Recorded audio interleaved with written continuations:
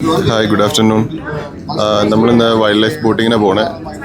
ഇവിടെ നിന്ന് ടിക്കറ്റ് എടുത്തിട്ട് നമ്മൾ ബസ് കയറിയിട്ട് വേണം കാടിനുള്ളിൽ പോകാനായിട്ട്. നമ്മുടെ വണ്ടിയൊന്നും അലൗഡ് അല്ല. ലൈക്ലി ഇവിടെ ഒരു സ്റ്റോൾ ഉണ്ടായിരുന്നു.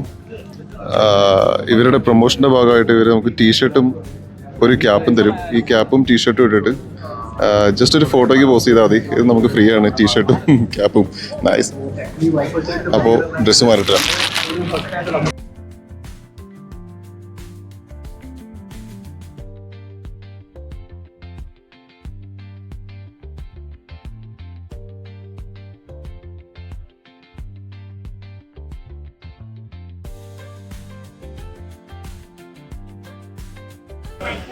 ക്യൂ ഇപ്പോഴേ സ്റ്റാർട്ട് ചെയ്തിട്ടുണ്ട്.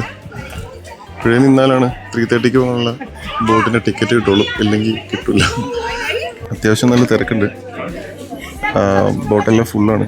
ആളുകൾ അങ്ങോട്ടും ഇങ്ങോട്ടും കിടന്ന് ഓടണ്ടേ. നമ്മളുടെ സദ്യക്ക് ഗേറ്റ് തുറക്കുമ്പോഴത്തേക്കും കിട്ടുന്ന സീറ്റിൽ കയറി ഇരിക്കാനുള്ള ഓട്ടം പോലെ ആളുകൾ അങ്ങോട്ടും ഇങ്ങോട്ടൊക്കെ കിടന്നുണ്ട്. പക്ഷേ ഓൾറെഡി ടിക്കറ്റിൽ സീറ്റ് നമ്പറും ഏത് ബോട്ടാണെന്നും മെൻഷൻ ചെയ്തിട്ടുണ്ട്. ഇതൊന്നും ശ്രദ്ധിക്കാൻ ആളുകൾക്ക് സമയമില്ല.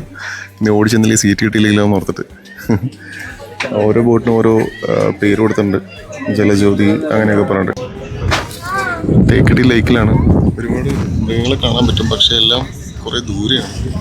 സൂം ചെയ്യണതിന് ഒരു പരിധി ഉള്ളതുകൊണ്ട്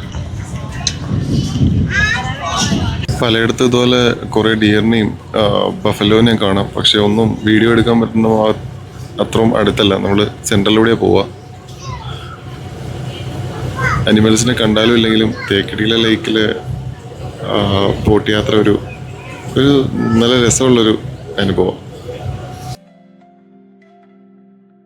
ബഫല്ലോ ആണ് നിൽക്കണേ. ഇതും സൂം ചെയ്ത് നോക്കാം.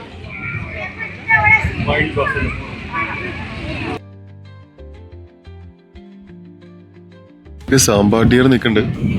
ദൂരം കൂടുതലായിട്ട് സൂം ചെയ്യണതിന് പരിധിയുണ്ട്.